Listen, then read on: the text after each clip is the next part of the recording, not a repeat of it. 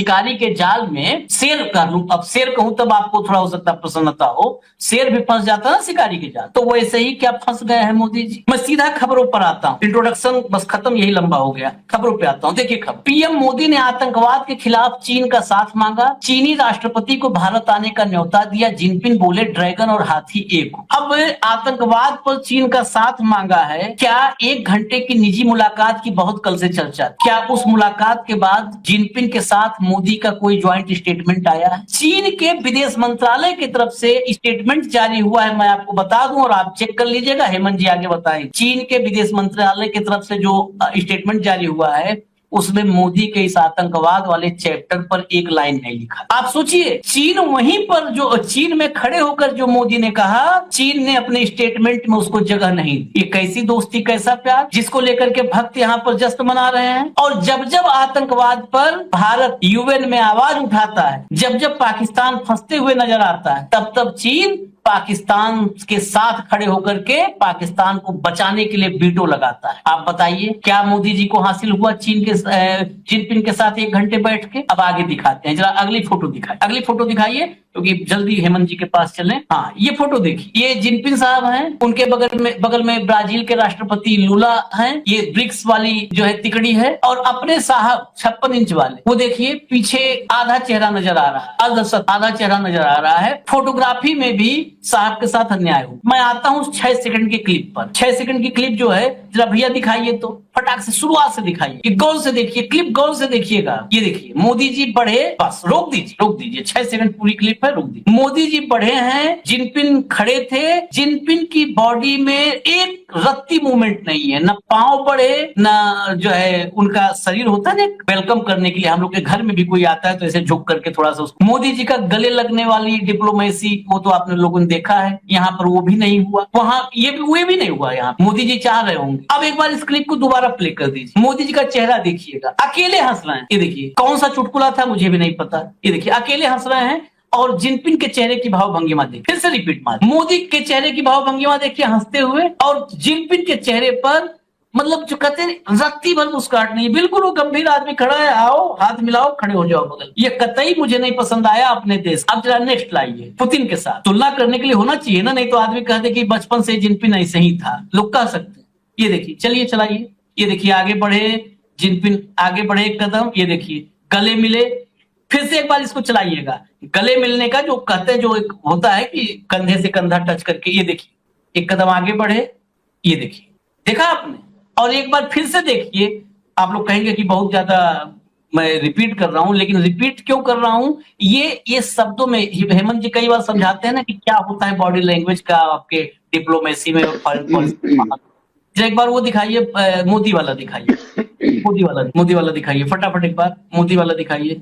हाँ, यहाँ देखिए, बस वो कंधों में दूरी देखिए, वहां पर आपने देखा किसी तरह का कंधा भी एक साथ नहीं आया, कहीं पे एक दूसरे से कोई मतलब जो होता ना कि नहीं आए हो मोदी जी मिलो ना, कुछ नहीं हुआ। बस हम यहाँ पर फर्स्ट पार्ट पर चल रहे हैं चर्चा करने, सेकंड पार्ट में मोदी जी का वो बयान हम सुनाएंगे आपको जो हेमंत जी निकाले हैं आज, जब मोदी जी ने कहा था कि चीन से कैसा संबंध होना चाहिए, वो ज्ञान भी आप सुनिएगा, और हमारी सेना चीन को लेकर के क्या कहती है वो बयान भी सुनिएगा। ज्ञान और बयान ये दोनों सेकंड हाफ में है, जुड़े रहिएगा। हेमंत भाई, ये जो मुलाकात है इसमें डंका बजा कि नहीं बजा? आशीष भाई नमस्कार, आपको सारे दर्शक साथियों को। सबसे पहले तो माफी चाहेंगे कि रविवार को थोड़ा लेट हो गया, क्योंकि खबरें लगातार डेवलप हो रही थी।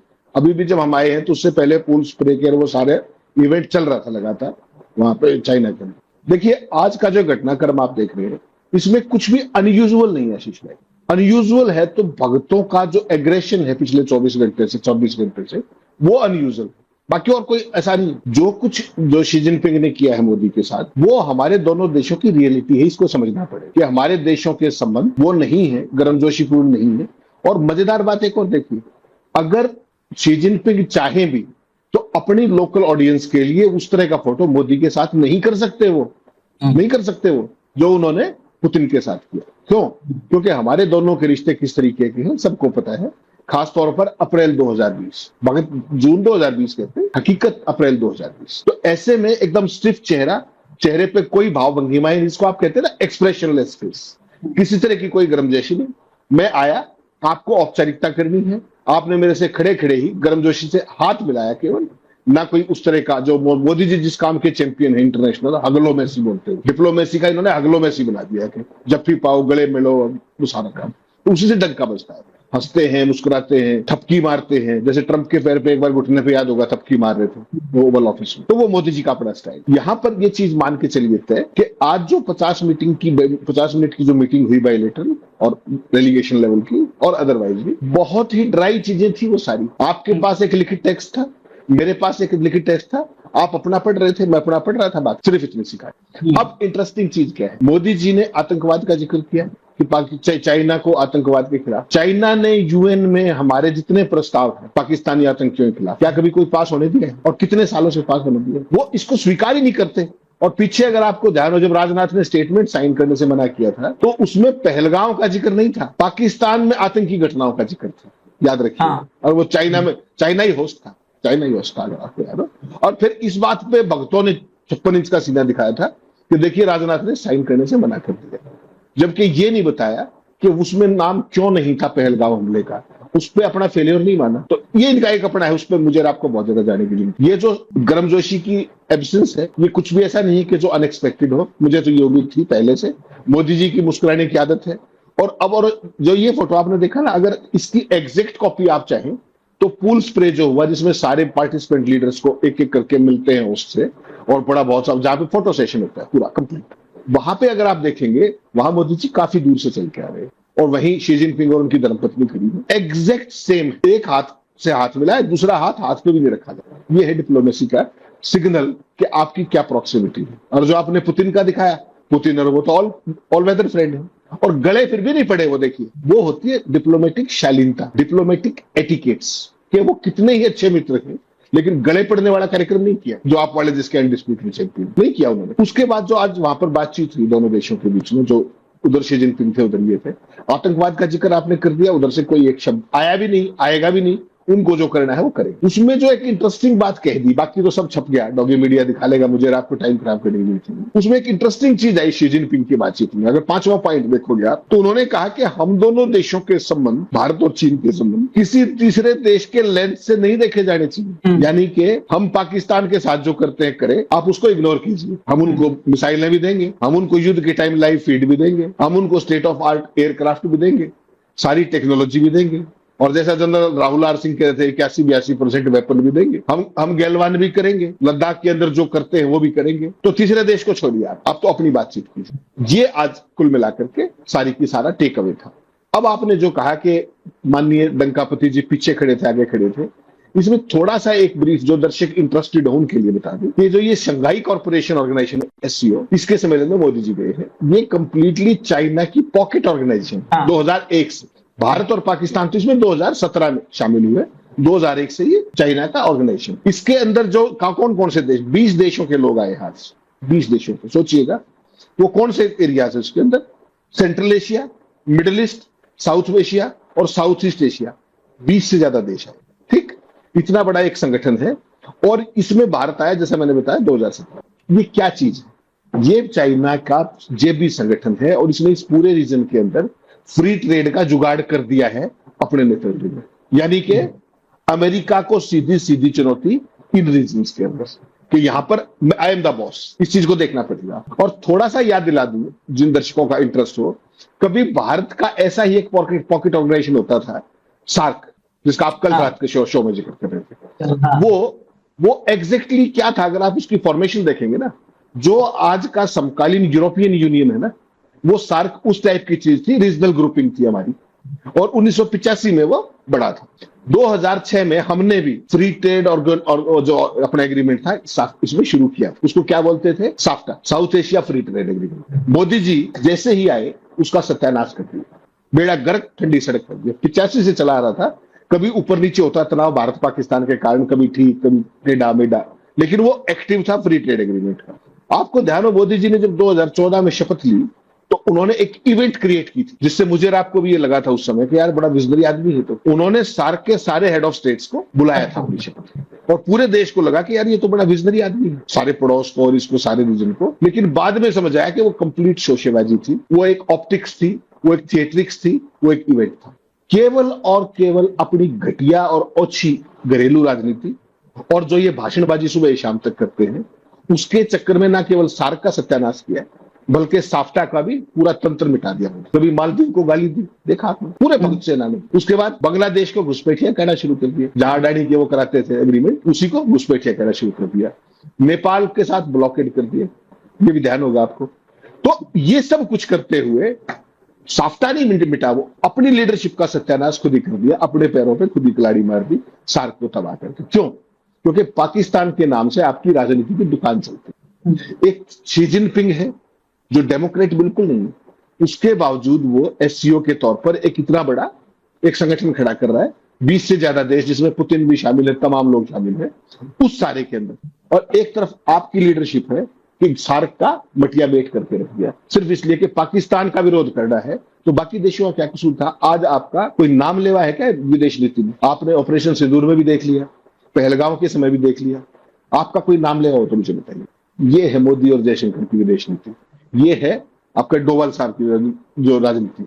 और आज के अगर जितने भी वीडियोस आप देखेंगे ना, पूल स्प्रे से लेकर के जितने भी मोदी और शी जिनपिंग के बाकी भी, इन सब में देखिए आप बॉडी लैंग्वेज देखिए, डिप्लोमेसी में बहुत इंपॉर्टेंट होता है। जैसे आपने इंट्रोडक्शन में कहा, आप बिल्कुल स्टिफ खड़े हो एक जगह पर, मैं आया, आपने 1 सेंटीमीटर या मिलीमीटर की भी मूवमेंट नहीं की, खड़े खड़े हाथ बढ़ाया, यानी कि कोई गर्मजोशी नहीं। और मैं खी करता हुआ आया, 2 बार हाथ मिलाया, हाथ जब मिलाने के बाद मैंने तीसरी बार फिर आपका हाथ पकड़ के हिलाया। ये भी डिप्लोमेटिक एटिकेट के खिलाफ। डिप्लोमेसी के अंदर आशीष भाई, मुझे आपसे कैसे हाथ मिलाना है ये भी सारी का सारा आपको बताया जाता है पहले, कि 1 बार हाथ हिलाना है, 2 बार हिलाना है, कितना दबाना है, ये भी डिप्लोमेटिक उसके अंदर रहता है। तो मोदी जी को उससे मतलब नहीं, बस मुझे दुख इस बात का है कि वो आज गले नहीं मिले। तो वो जो ऑप्टिक्स बनती है कि देखिए चाइना को भी लाल आंख दिखा के सीधा कर दिया है, भगत तो यही कहते हैं ना कि देखिए चाइना शी जिनपिंग की पूंछ सीधी कर दी, मोदी जी देखते ही वो झुक गए सारा। तो ये बेसिकली आपको पहले देखना चाहिए था कि आपने जो इस एससीओ के अंदर 2017 में मोदी जी थे, उसी समय आप क्वाड में गए अमेरिका के साथ, उसी समय आप एससीओ के अंदर आए, याद रखिएगा इस बात को। और दोनों ग्रुपिंग एक दूसरे की धुर विरोधी। 2017 में क्वाड किसने बनाया था? ट्रंप ने। उधर आप वहां शामिल हो रहे थे, और ये एससीओ क्या है? ये अमेरिका की दादागिरी के खिलाफ है। उधर आप वहां भी शामिल और यहां भी शामिल, यानी कि एक ही समय में 2 नावों पर पैर। ये काम तो कोई बहुत बुद्धिजीवी, बहुत तीक्ष्ण बुद्धि का आदमी कर सकता है, जो मोदी जी ने किया।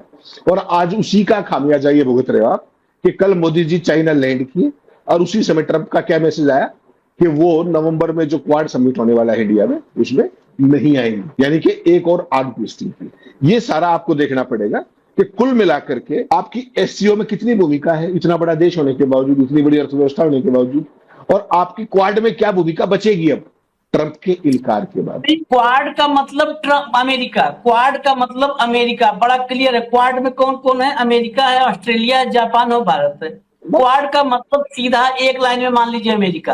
अब अमेरिका नहीं है तो क्वाड वोट नहीं है, वो जो भी होगा अपना आपस में समोसा वमोसा खाओ और अपने अपने घर जाओ टाइप होगा। सार्क की बात कही हेमंत जी ने।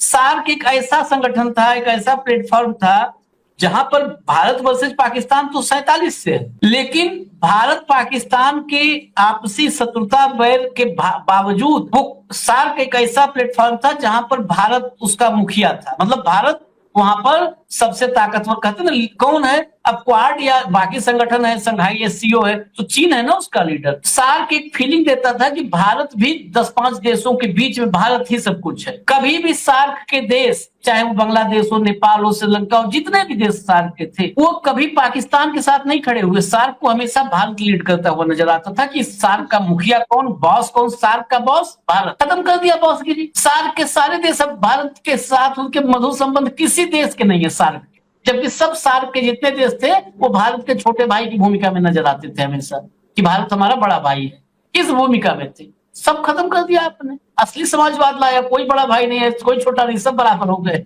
सबको बराबर कर दिया। अभी कहानी यहीं पे नहीं है। जरा अगली क्लिप सुनवा दीजिए, सुनिए भैया आप लोग अगली क्लिप। चाइना के साथ उनकी इन जो हरकतों के खिलाफ आवाज उठानी चाहिए थी, लाल आंख कर करके चाइना को समझाना चाहिए था। उसके बजाय कहते क्या है? ये प्रोटोकॉल है। मैं देश के नौजवानों को पूछता हूं, जो मेरे देश के जवानों के सर काट लें, क्या उनके साथ प्रोटोकॉल होता है? क्या मेरे देश के जवानों के सर काट ले उनका प्रोटोकॉल होता है? क्या ये हिंदुस्तान की जनता को उसकी पीड़ा पर, उसके गांव पर नमक छिड़कने का काम है कि नहीं है? अब मैं भी नौजवानों से पूछ रहा हूं, हालांकि देश के नौजवानों से मोदी जी ने ऐसे पूछ कर ही देश के नौजवानों को मूर्ख बनाया। ये शब्द कहने में मतलब कोई गुरेज नहीं है, मुझे मूर्ख बनाया। नौजवानों को बताना चाहिए और नौजवान मूर्ख बन गए। अब बताएं, मैं देश के नौजवानों से मैं भी पूछना चाहता हूं, हालांकि मेरी औकात मोदी जी जैसी नहीं है, बहुत अदना सा आदमी हूं, छोटा सा पत्रकार। बताइए, मोदी जी ने आपके जख्मों पे आपके घाव पर नमक छिड़का कि नहीं छिड़का? आपके जख्मों पर नमक डाल के और उसके साथ में हरी मिर्च का पेस्ट डाल के रगड़ा कि नहीं रगड़ा? बताइए नौजवानों देश के, जो हमारा सर काटेगा उसके साथ मोदी जी प्रोटोकॉल कैसा हो सकता है? ये प्रोटोकॉल कैसे भाई, कैसे? इस ब्रह्मांड में ऐसा व्यक्ति नहीं जन्मा भाई, कभी नहीं जन्मा। मैं इस बाइट को एक बार और फिर से मैं खुद सुनना चाहता हूँ। वो सुनने पे बहुत अंदर से फीलिंग आती है कि हमने एक महामानव को चुना है। सुनवा दीजिए, एक बार फिर से सुनवाइए। चाइना के साथ उनकी इन जो हरकतों के खिलाफ आवाज उठानी चाहिए थी, लाल आंख कर करके चाइना को समझाना चाहिए था। उसके बजाय कहते क्या है? ये प्रोटोकॉल है। मैं देश के नौजवानों को पूछता हूं, जो मेरे देश के जवानों के सर काट लें, क्या उनके साथ प्रोटोकॉल होता है? क्या मेरे देश के जवानों के सर काट ले उनका प्रोटोकॉल होता है? क्या ये हिंदुस्तान की जनता को उसकी पीड़ा पर, उसके गांव पर नमक छिड़कने का काम है कि नहीं है? बताइए हेमंत भाई, नमक छिड़कने का काम है कि नहीं है? अगर अच्छा रुक जाइए तो इकट्ठे बताइएगा, इसके बाद और, क्योंकि ये नमक था। अभी जब अगली क्लिप आप सुनेंगे तो नमक, लहसुन, अदरक और हरी मिर्च इसका पेस्ट रगड़ने का काम करेंगे। सुनवा दीजिए अगली clip. Pakistan was the front face. We had China providing all possible support, and it's no surprise because if you were to look at statistics, in the last 5 years, 81% of the military hardware that Pakistan is getting is all Chinese. 81%. अब देख लिया आपने, वो पहले सुना था जख्म, अब यहाँ पे राहुल आल सिंह को सुना और बगल में प्रोटोकॉल भी देख लिया आपने। हेमंत भाई, क्या क्या है उस मसाले में जो जख्म पे रगड़ा जा रहा है? उस लेप में क्या क्या मिला हुआ है, आप बता दीजिए। आप आशीष भाई, बहुत ही भारी मन के साथ ये सारे वीडियो देखने के बाद केवल एक ही बात कहा जा सकता है कि इस सरकार ने पूरी कूटनीति का, पूरी सामरिक नीति का, पूरी रक्षा नीति का, पूरे द्विपक्षीय संबंधों का जो फलूदा करके दिखा दिया है, ये ना कभी इस देश के अतीत में हुआ और हम प्रार्थना करेंगे कि भविष्य में भी कभी। आपकी पूरी राजनीति किस बात पर टिकी हुई आशीष भाई? राष्ट्रवाद, भारत माता की जय, माँ भारती, या इसके अलावा भी कुछ? और सो कॉल्ड आपका सेना प्रेम, या इसके अलावा भी आपकी राजनीति में कुछ और भी? देश की सेना के deputy chief Rahul R Singh क्या कह रहे हैं कि हम, पाकिस्तान तो फ्रंट फेस था, सारा काम चाइना का, और 81% हार्डवेयर उनके पास। और उसके बाद आप चाइना गए और उनके राष्ट्रपति ने, जैसा मैंने आपको बताया, आज बातचीत में उनका कोट देखिएगा बाकायदा, उसमें ये कहा है कि भारत और चाइना आपस में ड्रैगन और हाथी की दोस्ती होनी चाहिए और तीसरे देश के प्रिज्म के जरिए नहीं देखा जाना चाहिए हमारे आपसी। और आतंकवाद का तो आपको मैंने बताया ही पहले से। उसके अंदर बेसिकली आशीष भाई क्या है कि आज की तारीख में मोदी जी ने जो इस पूरी विदेश नीति का जो कचूमर निकाल के